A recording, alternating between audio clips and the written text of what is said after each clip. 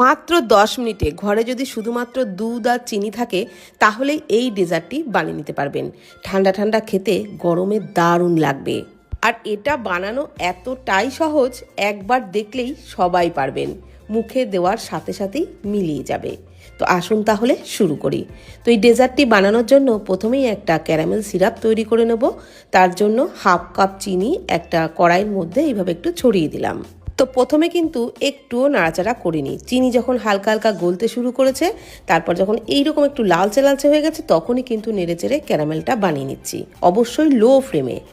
আর তারপর কিছুক্ষণ নাড়াচাড়া করতে করতে যখন চিনিটা পুরোপুরি গলে গেছে, এই রকম লালচে রং হয়ে গেছে, তখনই কিন্তু আমি এর মধ্যে 3-4 টেবিল চামচ মতো জল দিয়ে দিলাম। একটু জল ক্যারামেলের মধ্যে দিয়ে তারপর দুধ দিলে তাহলে দুধটা কিন্তু কেটে যাওয়ার সম্ভাবনা একেবারেই থাকে না, না হলে অনেক সময় দুধ কেটে যায়। আর ক্যারামেলটা যে এই সময় দলা হয়ে আছে না, তার জন্য কোনো চিন্তার কারণ নেই।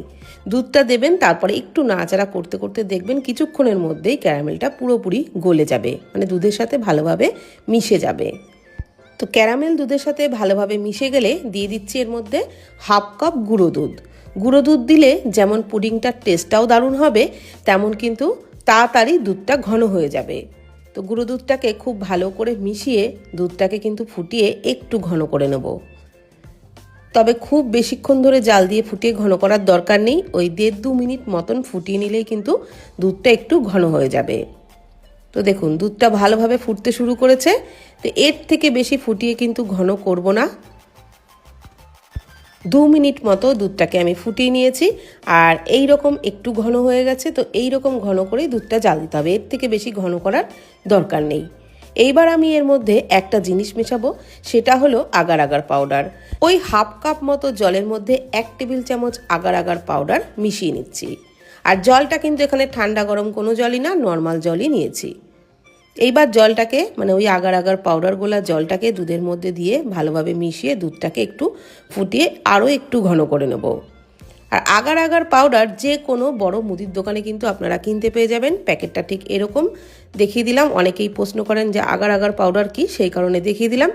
যে কোনো মুদির দোকানে, মানে একটু বড়সড় মুদির দোকানেই কিন্তু আপনারা কিনতে পেয়ে যাবেন। তো দেখুন দুধটাকে কিন্তু ফুটিয়ে এই রকম ঘন করে নিয়েছি, এই যে হাতা দিয়ে দেখিয়ে দিচ্ছি। তো এর থেকে বেশি ঘন কিন্তু করবেন না, তাহলে ডেজার্টটা ভালো জমবে না। এইবার গরম অবস্থাতেই ওই দুধের মিশ্রণটাকে একটা কেক টিনের মধ্যে ঢেলে নিচ্ছি। কেক টিনের মধ্যে আমি এই ডেজার্টটা জমাবো, সেই জন্য কেক টিনের মধ্যে ঢেলে নিয়েছি। আর তারপর একটু ঠান্ডা করে নিয়েছি, ফ্রিজে কিন্তু রাখিনি, এমনি বাইরে রেখেই একটু ঠান্ডা হয়ে গেলে ওপর থেকে দেখতে সুন্দর লাগবার জন্য একটু আমান কুচি ছড়িয়ে দিচ্ছি। আর তারপর এটাকে ফ্রিজে রেখে দেবো। ডেজার্ট সবসময় ঠান্ডা ঠান্ডা খেতেই ভালো লাগে।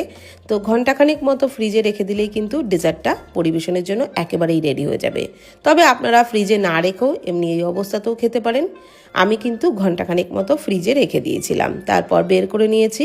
এইবার যাতে বার করতে সুবিধা হয় তার জন্য একটা স্প্যাচুলা দিয়ে সাইডটা একটু ছাড়িয়ে নিচ্ছি। আমি ছুরির ব্যবহার করছি না, যেহেতু ডেজার্টটা খুবই নরম, হট করে কেটে যেতে পারে, সেই কারণে কিন্তু আমি ছুরির ব্যবহার করিনি, স্প্যাচুলার দিয়ে একটু ছাড়িয়ে নিলাম। একটা প্লেট চাপা দিয়ে উপর করে বার করে নিচ্ছি। একদম সহজে কিন্তু বেরিয়ে আসবে, কোনো রকম কোনো সমস্যাই হবে না। ওই যে বললাম, একবার দেখলে সবাই পারবেন এটা বানাতে।